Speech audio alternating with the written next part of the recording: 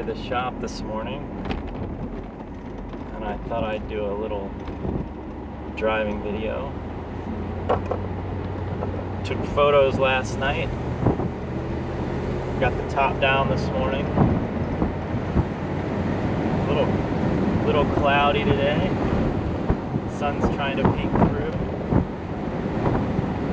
This is the same road I took when driving the 87 911 the other day when I did the video with the 19,000 mile 87 911 coupe. Just doing the route in reverse.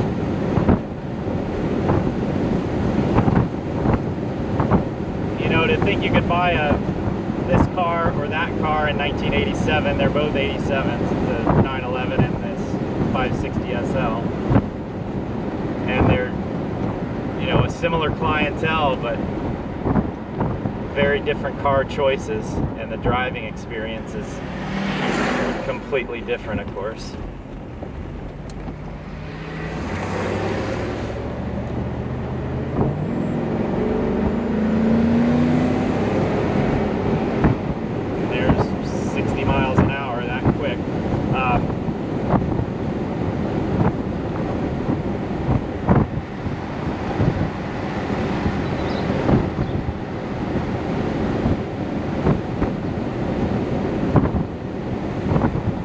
Sort of a much easier car to drive. You just kind of press the gas and it does what you want it to do. This particular 560 SL is just really nicely dialed in. It runs beautifully.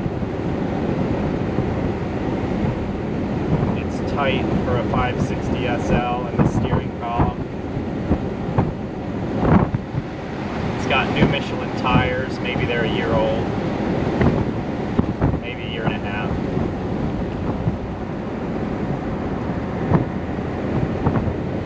But a car you can still have fun with on the back roads, despite the fact that it's really best as a long distance Grand Tourer. I've got the top down. Hopefully there's not too much wind noise for you.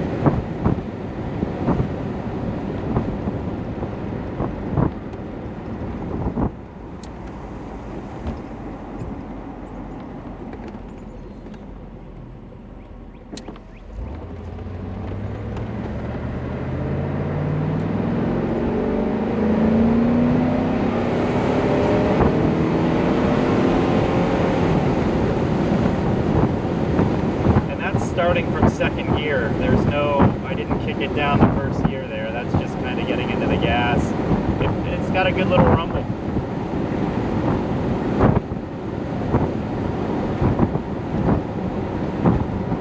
Now we're going to go up the big twisty hill that I often do videos on.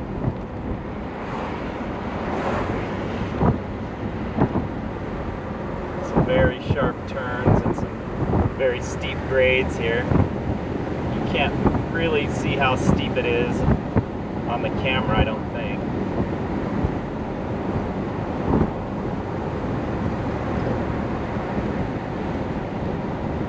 But these are just comfortable cars to drive. They're reliable. There's just a lot of good stuff about them, and they look cool, certainly.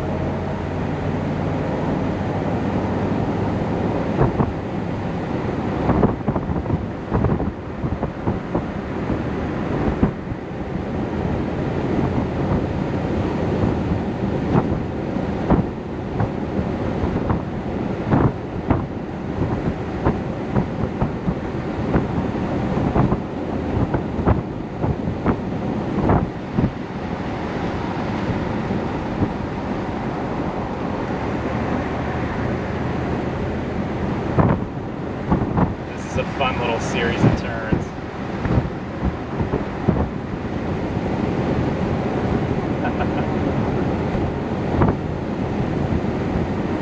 Getting real steep right here.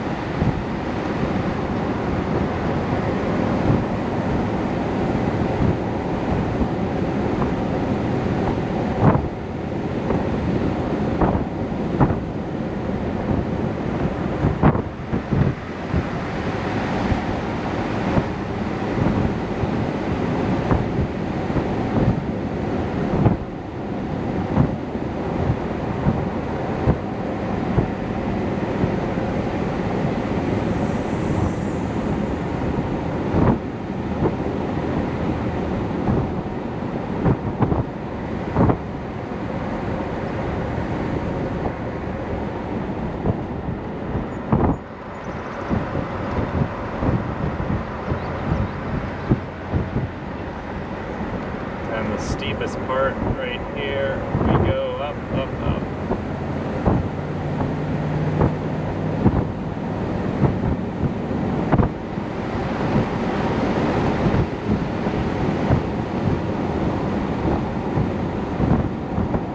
Real sharp decreasing radius turn right here. Crank it around, around, and back on the gas.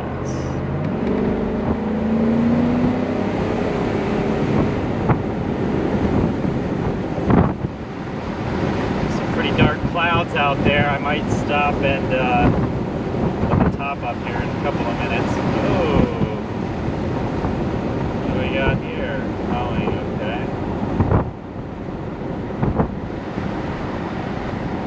I prefer that to being behind the line painters. I'll tell you a funny story that I don't know that I've told publicly, but it doesn't matter at this point. I was driving probably the most expensive Mercedes that I've had at my shop. It was a beautifully restored 280 SE 3.5 cab. We were asking about $369,000 for it, and I drove it home because I do that with every car so I can get a feel for it and speak intelligently about it when talking to people who are interested in buying it. And I was on this road and they were painting yellow lines, and they do it every year. These are always the brightest yellow lines, but at night you really need them. And somehow I was about 5 cars back from the painting machine in this dark olive 3.5 cab, and somehow I put 2 tires on the yellow line, my left side tires, and I didn't realize it, of course, but I just must have nicked them.